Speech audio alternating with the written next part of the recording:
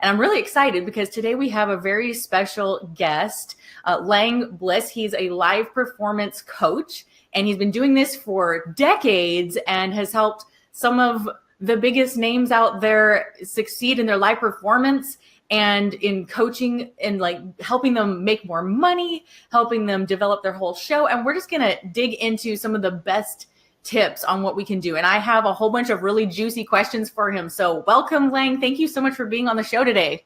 I am very, very honored to be a part. Yeah, this is great. Thank you. Awesome. Yeah, thanks for coming. And I kind of want to dig right in. Can you give us a little backstory on who you are and what you do and how you got into the industry that you are in? Yes. Well, my name is Lang Bliss. I do a number of different things. I moved to Nashville back in the mid 80s and kind of moved into it professionally, so to speak. I'd been on the road. I went on the road when I was 17, right out of high school. And that was kind of my college, was the road. And I worked for a company that put bands together, and they played all across the United States and Canada. And I actually did a tour in Australia with them as well.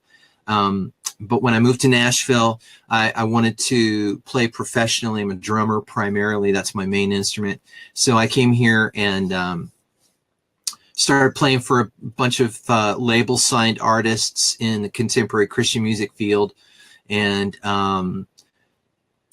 then a guy that I knew from that company that I was on the road with when I was 17, he did some of this live production work as well and asked me to come on board. And so I started working with bands and artists on their live shows and have been doing that for a long time. And I'm a songwriter as well. I was signed to BMG. And then my wife and I have our own artist deal as well. This is crazy, but we had one of the songs from our upcoming EP through a friend. It's a long story. I won't go into the whole thing, but anyway, we ended up having one of our songs remixed by 8 different remix DJs. Oh, wow. And it ended up at number 15 on the Billboard Dance Chart last month. So, no way. Yeah, crazy stuff. And we're actually going out to California next month and doing a full-blown concept video for one of the songs. And so some good things are happening in regard to, my writing and my music, my thing, but I'm still working with artists all the time on helping them with their live shows and connecting with their audience, gaining fans, and really turning your live performance into something where it's not just like, oh, crud, what do we do now? And just kind of get up on stage and hope it works, but actually knowing why your audience is coming, what they're looking for, how you engage them, when to do things, when not to do certain things, So I'm still doing a lot of that stuff. That's kind of my background, but it covers, and also produce people in the studio. I'm in my control room. Okay, awesome. Can you just quickly define for us, what is a live performance coach? Because some people have not heard of that before. In a similar way, if you go into the studio, you have a producer in the studio, and that producer helps kind of direct whatever you allow him to, in a way, depends on what you need, Right. You Right. might hire the band. He might help you pick the songs. He might engineer, or he might hire an engineer, but he's going to help direct the recording so that you create a project that has continuity, hopefully comes for, you come out of it with your personality being heard musically. Well, in the same way, that's what I do for artists with their live shows. I'm helping them possibly pick songs. I'm helping them put the set lists together. I'm helping them learn, when to move, why to move, when to speak, what to say, how to say things live. And really with the goal, once again, that your artistry, who you are, is what connects to people, and you get fans, not because, and the perfect example is kind of like, we all know of songs that we love, right? And we go, oh man, I love that song. Who did that? Oh, I don't know, but I love the song, and the problem is that if people only connect to the songs, they'll remember just the songs, and you'll never have a following.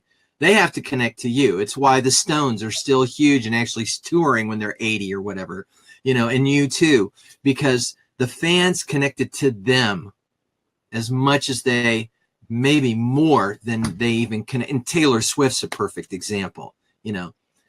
Her fans are absolutely gonzo nuts over her, and almost anything she does will be successful because they've fallen in love with her.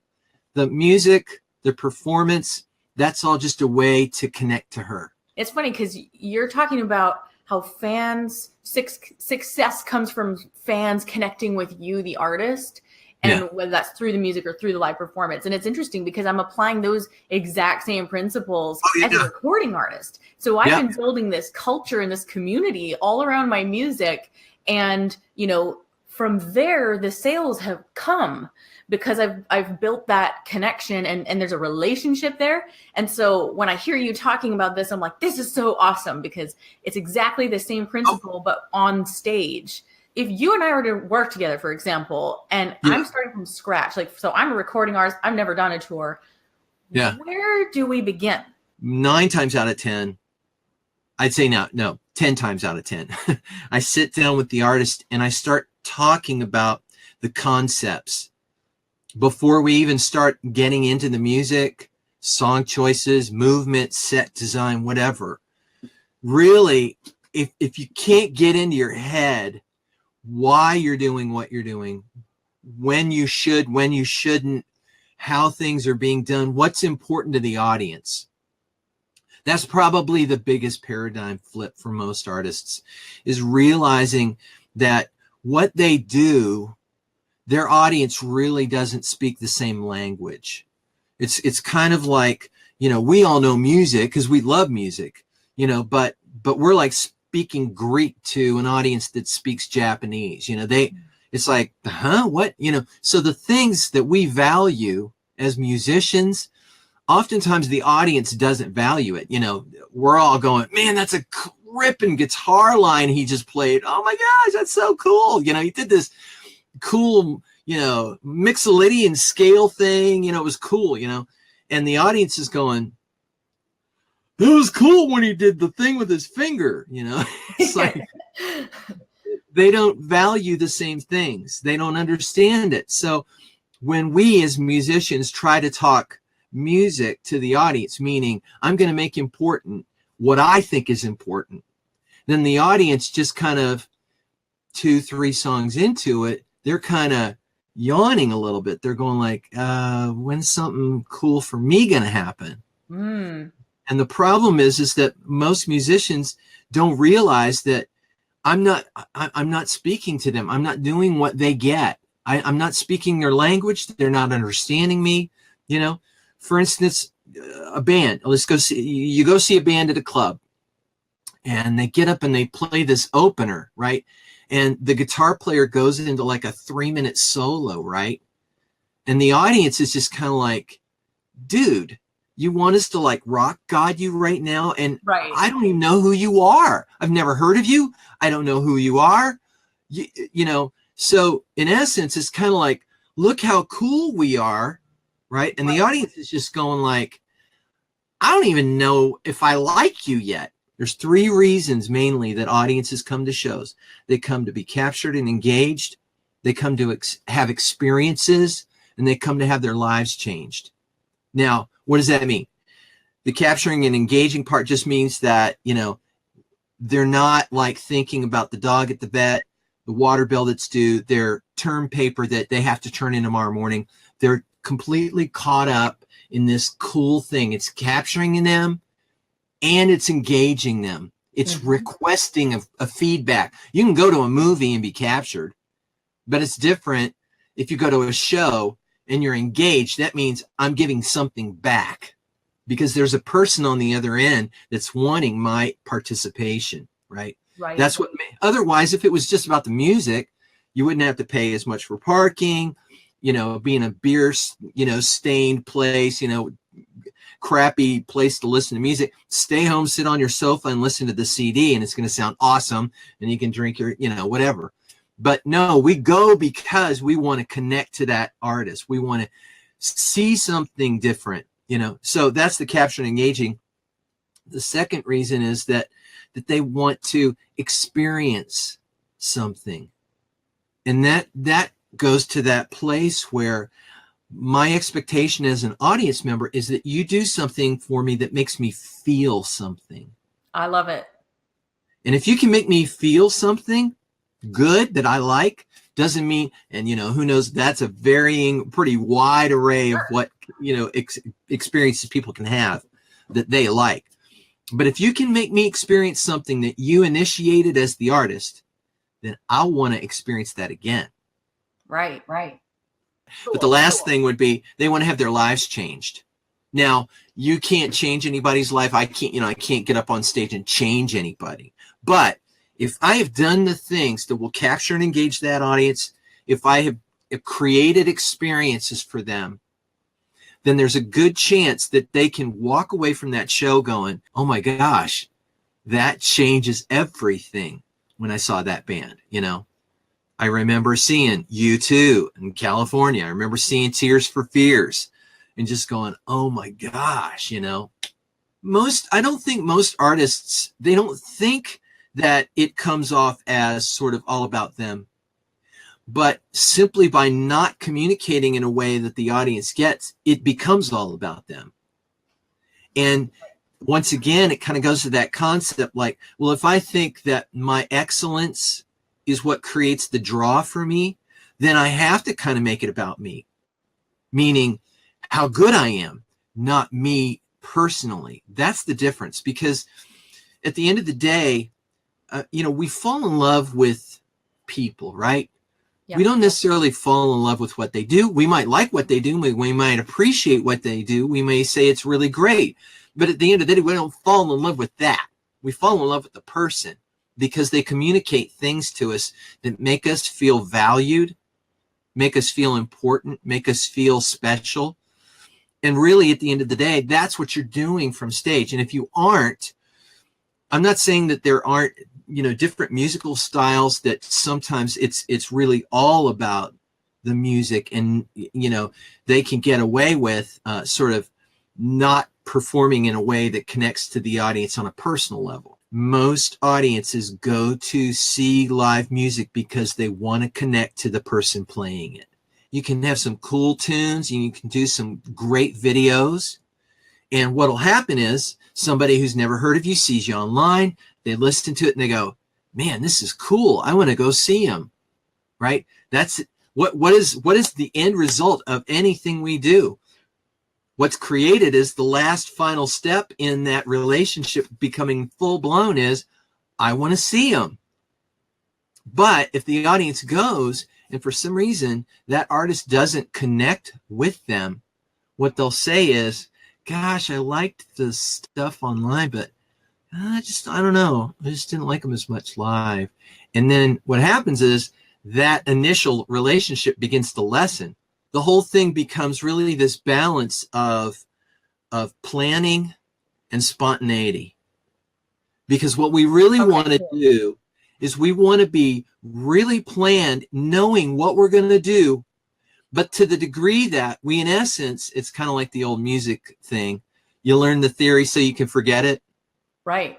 This is, in essence, kind of the same thing. You're planning your show out top to bottom. You know every song, you know the changes, you know when you're breaking, you know what you're going to say in between songs, all of these things, you know where you're moving, you know how you're moving, you know, all this stuff is planned out and it's worked out.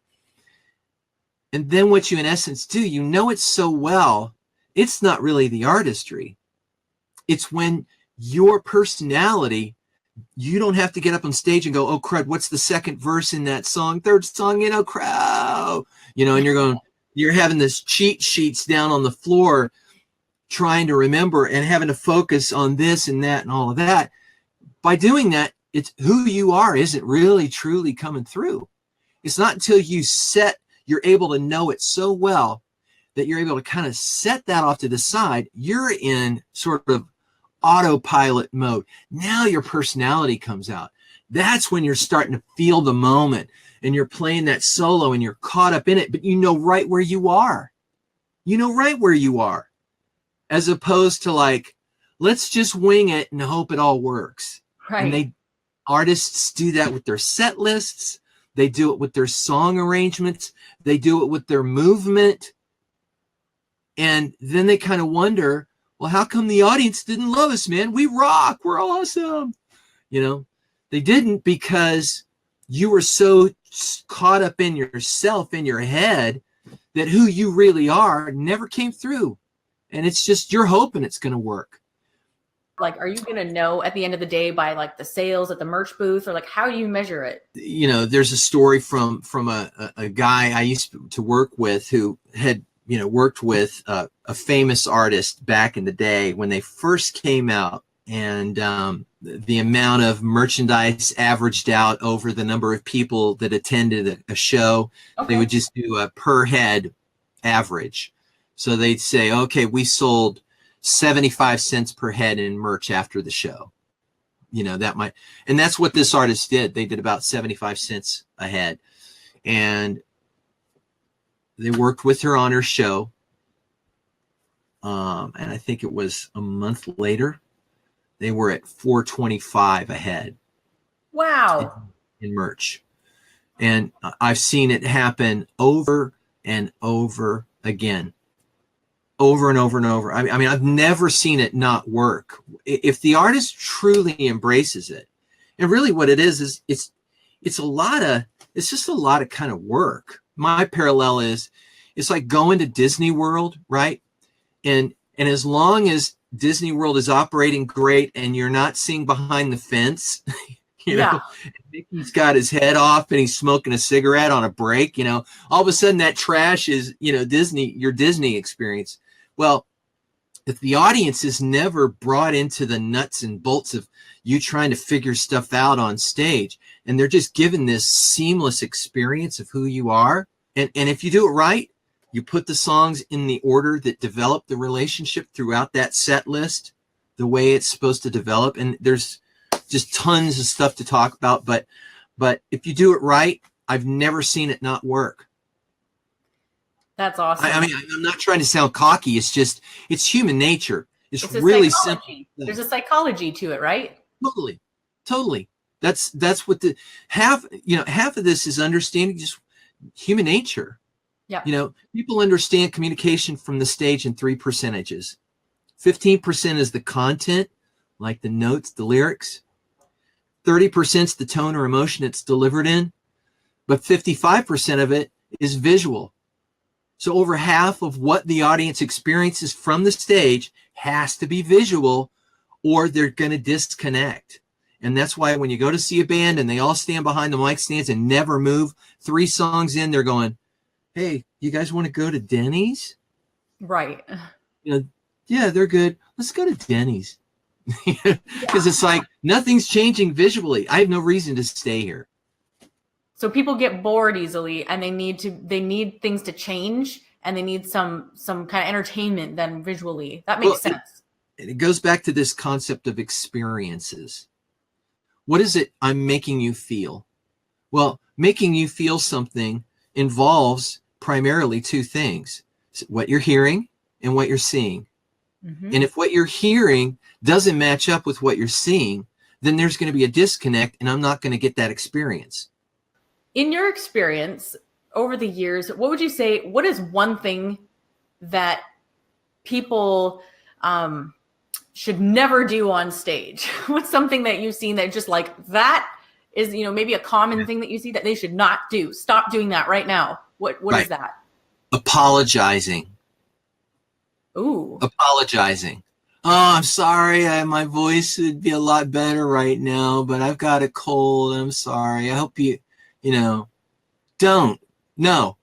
You're what you are right then. Either you should be on stage or you shouldn't. I mean, I don't mean that to sound harsh. No. But what I mean is, if you're not ready, you know, if for some reason you can't be up there, don't be. Because the only experience I'm walking away with is who you are right now, especially if I've never heard of you. You know, the audiences are normally one of 2 type of audiences. You're either dating your audience or you're married to your audience. 99% of the independent artists out there are not married to their audience. They're dating their audience, which means every night I have to introduce myself to you. And I have to say, and I have to create this relationship. And there's a process to that. And what works in a dating relationship won't work in a marriage relationship. And oftentimes, yeah, you can't do the same things in a marriage relationship you can do in a dating relationship. Right. There's just, sort of parameters by which the development of a relationship is successful. I almost thought coming on here say, oh, I've been sick for a month. I'm sorry. My voice is like an octave lower than normally is. But I love that you said that, because I will remember that. Never apologize. Either be on there and just do it, or don't be on stage. That makes perfect sense. I mean, I think, and it's also even apologizing for what you're not. Ooh. Oftentimes, a lot of times, artists and musicians are on stage and they kind of want to be real, but they don't realize that the audience is taking what they're saying really to heart. And sometimes frivolous things said can have a weight to them that you never intended. That kind of phrase that I just said was probably something guys, yeah, man, we're going to get awesome one day. It's like the audience wants to believe you're freaking awesome right now. That's why they showed up. They're hoping that change, that I'm coming, hope my life can get changed. That's why we're showing up. That's why the audience is showing up. It's subconsciously in the back of their brain. What if I saw a band tonight that changed my life? And really, they're hoping, you're going to do that. I'm hoping you're going to be the ones. Hey, can we talk about stage fright for a second? I'm kind of going to go all over the map here with you. Okay, now, number one, I want to know, what's the worst thing you could do right before you go on stage that's going to exasperate any kind of stage fright? And then number two, how do you get rid of it? I think probably the thing that would exasperate stage fright is focusing on what's not working. Focusing on what you're not good at, focusing on what might not work. I'm afraid I'm going to forget the lyrics. I'm afraid I'm not going to sing in tune. I'm afraid whatever. And you focus on those things. I hate to say it, but, I think human nature is that as you focus on the things that you don't want to have happen, just by focusing, you put more energy into the possibility of it happening. Yeah. So I think going on right before you go on stage, what you got to do is really, to be honest, everybody gets prepared in different ways. Some people want to beat the walls, and get all pumped up and everything. Other people like to be really quiet.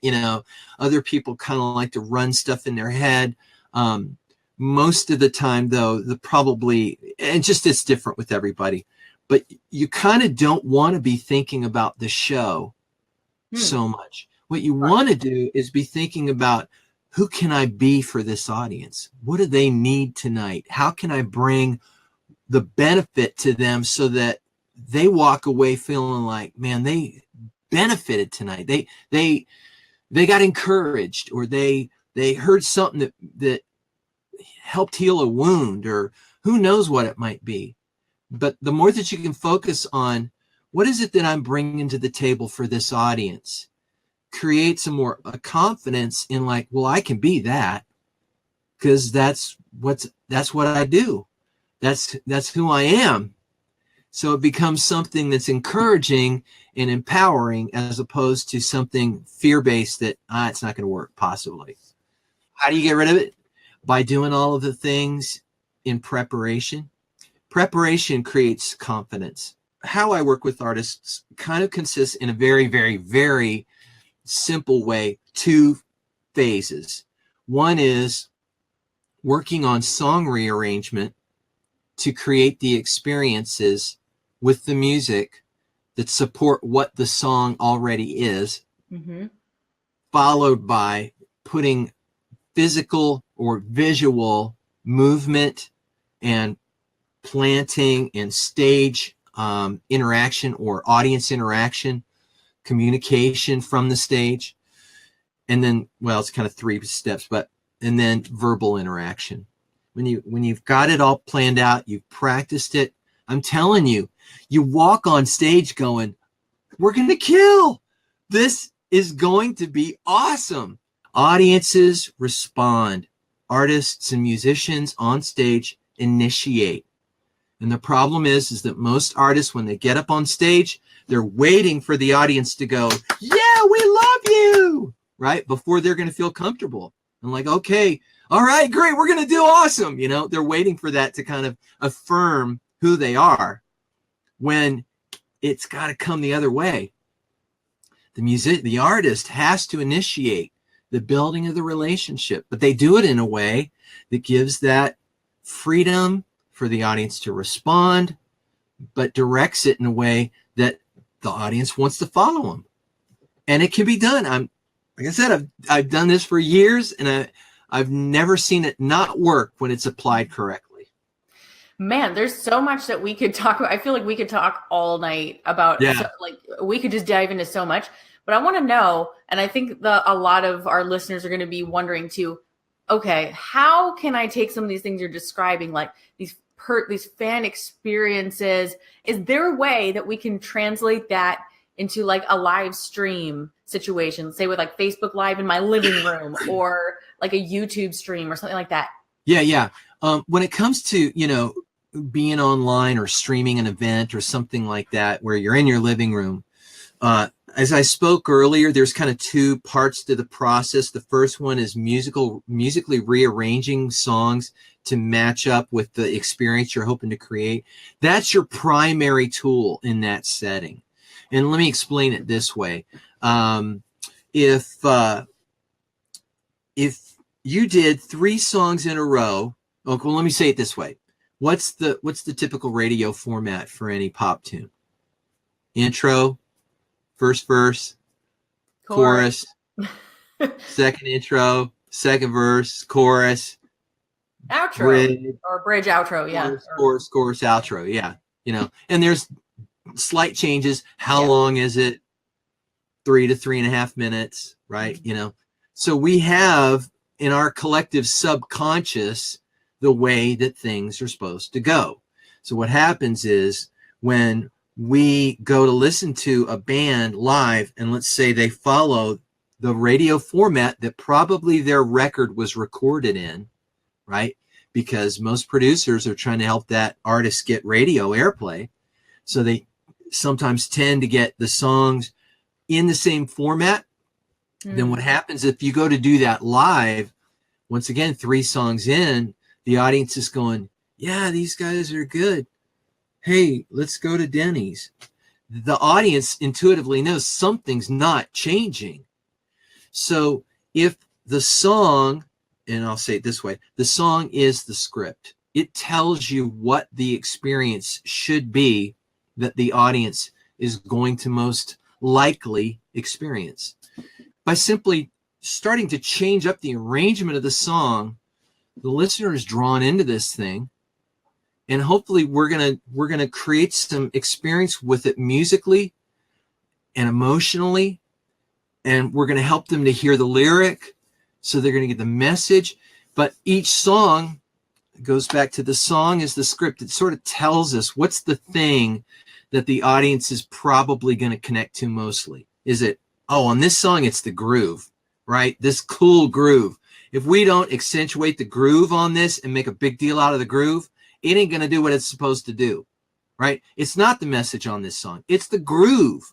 That's what's cool about this song, right? So you're asking those questions, and you're saying, what's the thing about this song that I think the audience will most quickly and easily connect to? And then I amplify it. I put a big old, magnifying glass over that thing, and I extend it, or I put it at the front and I put it at the back, or I slow things down if it's about the lyric, and I pull things out.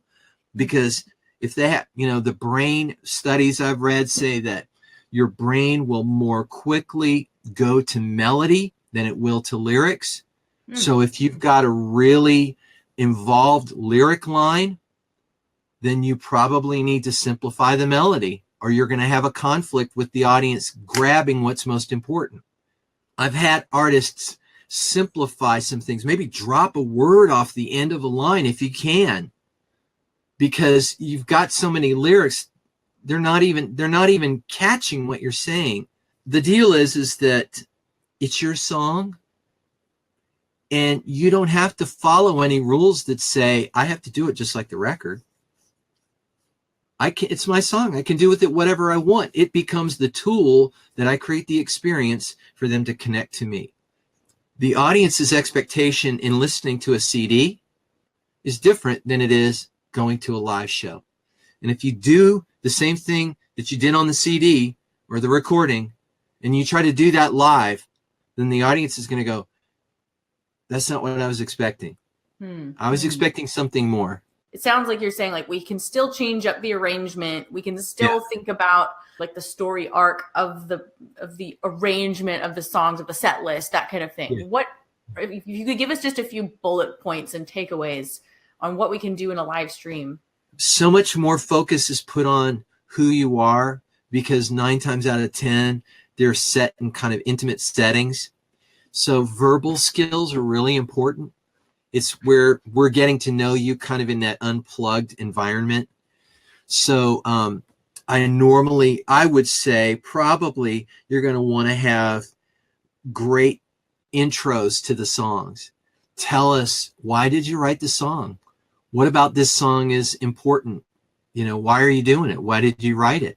So as a listener, I'm going, oh, I'm getting the liner notes. This is cool, but straight from the artist's mouth. The whole point of kind of watching somebody stream live is you want to get to know them more. So I would say first point is make room for verbal stuff, verbal intros to songs, introductions, getting to know you better. In a less involved setup, you're going to want to do sort of stripped down versions of the tunes. So acoustic guitar or piano. It seems to me that normally shorter length streaming events work better than long, because it's harder to sit in front of the computer screen and sort of be engaged with the artist when it's a single camera lens. You know, if you can have somebody moving, panning, in essence, they're doing for you what you would do on stage by moving around, you know. So I would say verbal, different rearrangements of the songs stripped down so that they're hearing kind of more of an intimate setting. And then if you can have somebody moving the camera around to create those different looks, focusing on, you know, a singer's face for the verse, backing up and seeing the whole picture when they're playing the chorus, you know, because those concepts of verses and choruses create different expectations in the listener. You know, a verse means it's probably going to be one singer. A chorus is meant to get bigger, so you're going to want to line up the visual with what parts of the songs are. So you can be tighter in, you know, camera wise on a verse, and further out a little bit, show more on a chorus.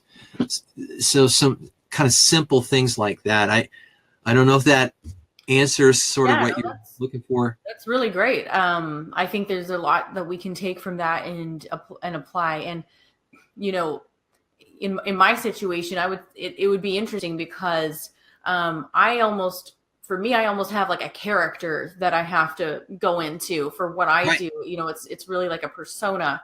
Yeah. Do you work with bands who actually have a persona where it's just like they step on stage and they're like a different guy, and like, you know, the talking points in between the songs, I'm wondering, do they create, is it like the guy behind, is it the artist who's talking, or is it the character who's talking? I'm assuming it would be the character or the persona. How do you deal with that? Whenever an artist is on stage, you know, you've probably got varying degrees of sort of who they are as a person to this kind of completely put on different thing that's not them at all, right? And any range in between there. But at the end of the day, it goes back to this question of like, who do I want them to experience me as? Who am I to them, right? And so the more that you're able to define the personality, whether it be your own or whether it be some kind of character you're playing, You want to define the aspects that you want the audience to experience and create verbals and visuals and movement that supports the different aspects of that. Whether it's a character or it's not a character, you're looking for continuity of communication in terms of what is it that I need to express in this song. Once again, using the song as the script, I'm going to pick this song. Let's say the lyric is about a dragon slayer. Then that song needs to convey the personality that the lyric is describing. Is he a fearful dragon slayer? Is he a conquering dragon slayer? Each of these songs that you're going to choose to put in your set, once again, are going to take the audience through the development of the relationship with that personality. They're going to be fun. They're going to be, and all these experiences, if I could just real quickly, there's an opening experience that's 2 songs.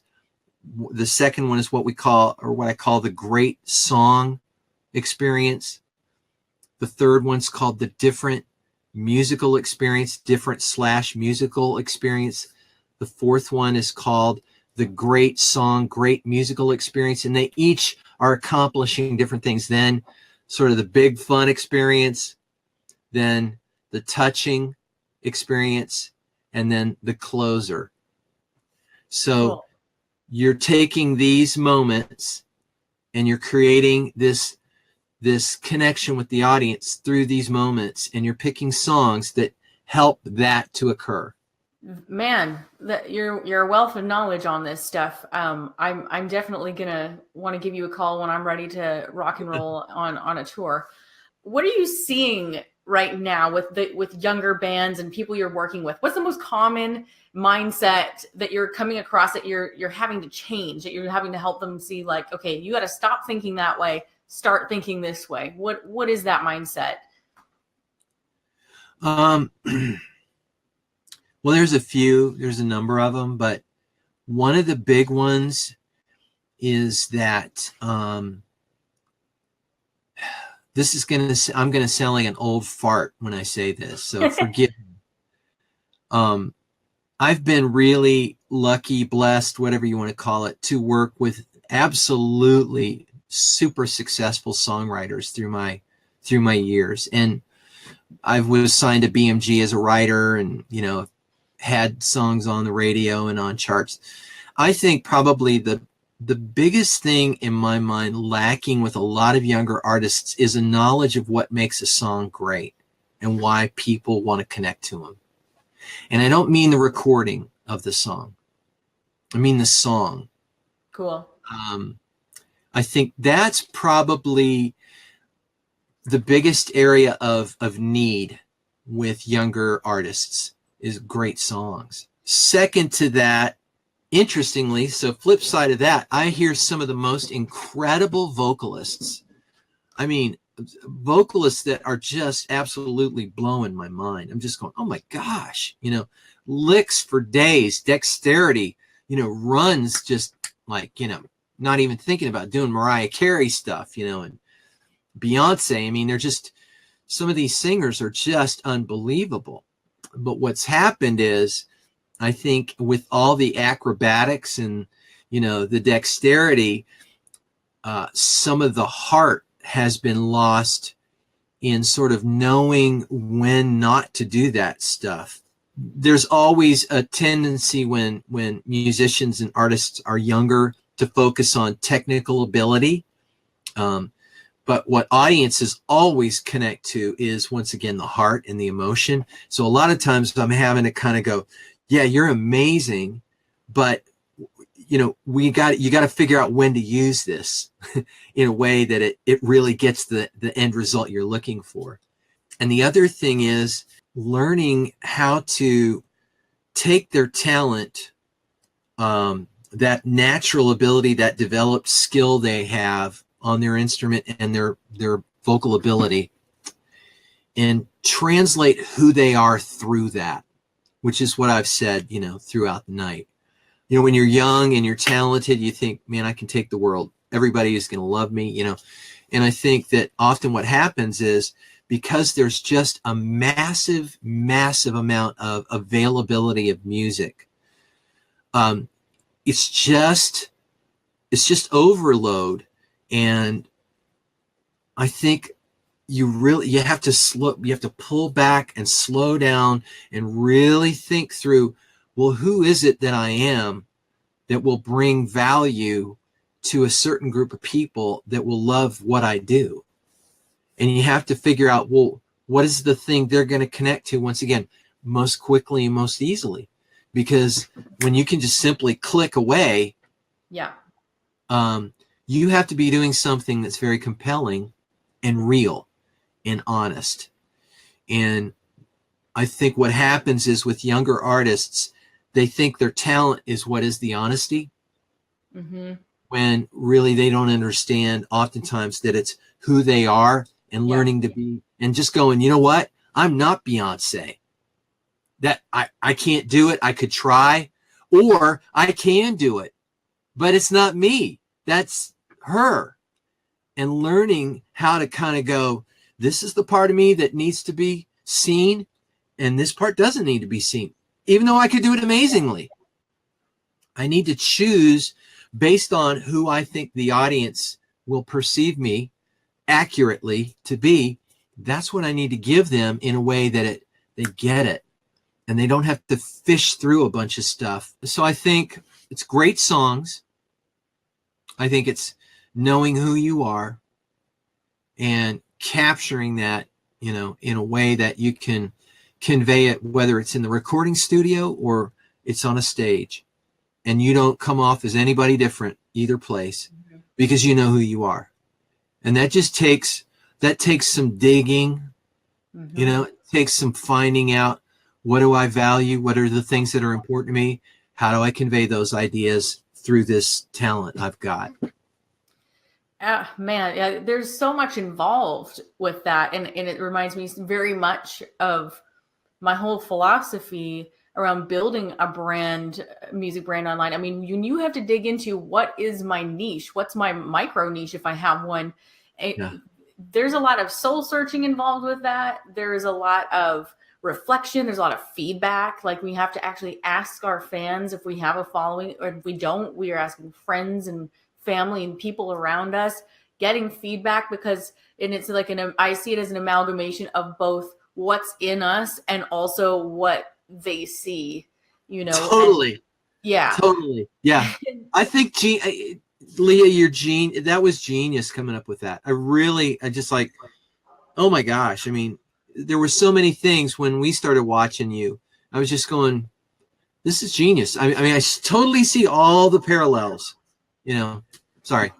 That's all. No, thank you. And it's so cool to talk with you. Like, I kind of almost get chills talking to you, because there is so many parallels. And one of my questions I was going to ask, like, how did you come to be involved with Savvy Musician Academy, and how has what you've come across lined up with what you do as a live performance coach? I'm really curious about that. Yeah, well, we heard about Savvy Musician Academy from a friend, and then just started looking at the stuff, went through one of the initial kind of offerings where you kind of go through, and we did I've still got my notes around here. Oh, they're out there, but the webinar? Yes. Yep. Cool. Did the webinar. And to be honest, I mean, because of the world I'm in, it's interesting. So I came out of the signed music label. My wife was an artist. She sang background. She did 2 records. We did a record together. So we came out of the old sort of signed to a label mindset. And to be honest, I mean, because I'm around a fair amount of those folks, I could have access to kind of what they teach. And yours was the first program I ran across that I just went, this is not the same. There's some stuff here I've not heard. Wow. And it was really cool for us to kind of go, you know what, I need this. Because for me, the thing that, the old operating in the old paradigm was, you had a marketing department, they had the radio department, we had people, A&R guy, everything was done. And this is the Wild West, it's like you're doing everything, you got producer hat, songwriter hat, musician hat, engineer hat, marketing hat. And that's the one hat that we didn't have. Is like, I hated marketing. I just hated it. And as I started working with these artists on their live performances, I was going, if they can't get an audience, it won't matter what I've taught them. Mm-hmm. So there's this like, well, which comes first, the chicken or the egg? Right. You build the following on a show, or do you get an audience to come so you can build a following? And it's like you make your head go, crazy trying to figure out which you should do first. But at the end of the day, I saw so much of what I was lacking in terms of marketing knowledge with specific application, which is what I felt like you offer, that I hadn't heard before. So to us, it was just like, holy moly, this is freaking awesome. Wow. Thank you. I really appreciate your words, and especially with your experience and your background and working with the people you have, and being in the industry in the way you have. That really means a lot to me. And it's funny because hey, there's some great teachers out there. I don't really, there's some great people out there. But to be honest, I don't really pay too much attention to the other gurus or even what they're teaching. All I know is I kind of just put my head down and try to figure out what works, what just works. Right. Yeah. That's it. And this whole building a brand thing, and I'm doing some writing right now, by the way, for a potential book coming out. And I realize I'm spending basically all my time writing about this whole building a brand / culture / community / identity. It's like everything. It's everything. And so I'm just like fascinated by this. And I think that as artists, if we don't become interested in these aspects, we're going to really struggle. They're going to struggle. If they don't, you kind of almost have to choose to be a little bit obsessed with this stuff, because when that happens, that's like where your energy and focus goes into. And not only is it fun, but the results come, like as soon as you figure out that micro niche and you figure out your identity and what you're all about, what your values are, and even what your vision is and what your purpose is and what that means for the people listening to. But basically, one thing I've learned about marketing is that nobody cares about you. They only care about themselves. That's a big marketing tip right there.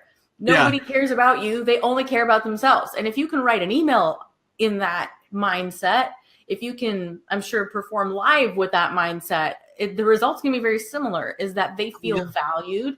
They feel like you care. They feel like they have a relationship. And then amazingly, the sales come too. Oh yeah. And so That's it's it's I about feel like it's so important. Yeah.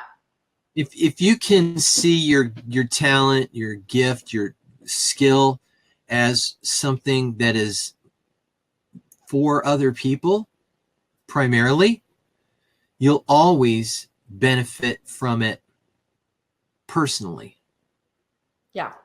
But if you make it about yourself, 9 times out of 10, it doesn't get to people in a way that you actually benefit from it.